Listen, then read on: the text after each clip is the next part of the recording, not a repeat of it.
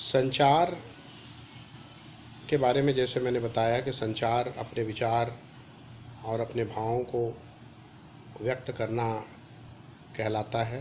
संचार का अर्थ होता है अपने विचार और भावों को व्यक्त करना। और संचार के कुछ तत्व भी होते हैं जिनके बारे में हम आगे चर्चा करेंगे। संचार का पहला जो तत्व है उसे हम स्रोत कहते हैं। स्रोत वह तत्व होता है जहाँ से संचार की शुरुआत होती है।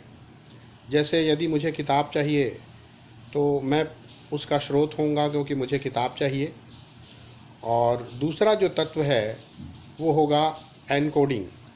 एनकोडिंग का अर्थ होता है वह तत्व जिसके द्वारा संचार का अगला चरण होता है, यानी भाषा या संकेत जिसके द्वारा मैं ये कहता हूँ कि मुझे किताब चाहिए। यदि मुझे बोलकर कहना है तो मैं ये कहता हूँ कि मुझे किताब चाहिए, और यदि मुझे लिख कर कहना है तो मैं ये बात लिख कर भी कह सकता हूँ।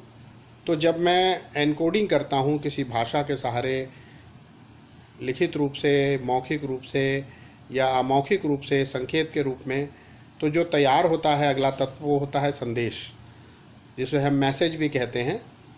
तो हमने अपनी बात कही किसी भाषा में, किसी संकेत में, और एक संदेश तैयार हो गया।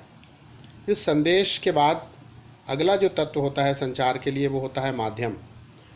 इस संदेश को पहुंचाने वाला कोई माध्यम होना चाहिए जिसके द्वारा ये बात पहुंचाई जाए। यदि मैं टेलीफोन से अपनी बात कहता हूँ, किसी को टेलीफोन से ये कहता हूँ कि मुझे ये किताब चाहिए, तो टेलीफोन माध्यम हो गया। यदि आमने सामने खड़े हैं और हम आमने सामने बात कर रहे हैं तो सामने जो मेरी ध्वनि है वही माध्यम है जिसके द्वारा मैं अपनी बात दूसरों तक पहुंचा रहा हूं। तो एक माध्यम का होना आवश्यक है संचार के लिए। और अगला तत्व होता है वो होता है प्राप्तकर्ता। यदि मैं संचार कर रहा हूं तो इसके लिए प्राप्तकर्ता भी होना चाहिए। कोई ऐसा होना चाहिए जिस तक मैं अपनी बात पहुंचा रहा हूं, जिस तक अपनी बात मैं कह रहा हूं।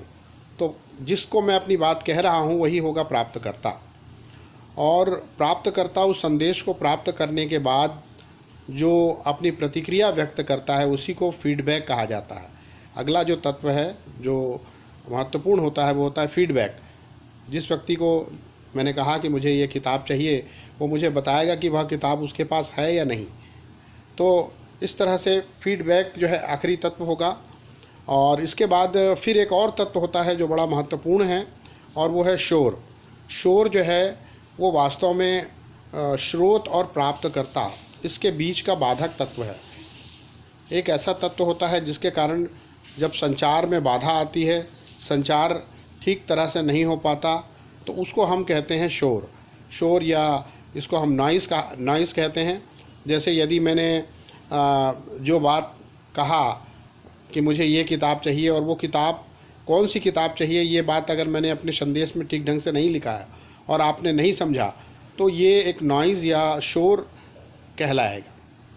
तो इस तरह से ये 6 तत्व आपको याद रखना है जो संचार के होते हैं: स्रोत, एनकोडिंग, संदेश, माध्यम, प्राप्तकर्ता, फीडबैक और शोर।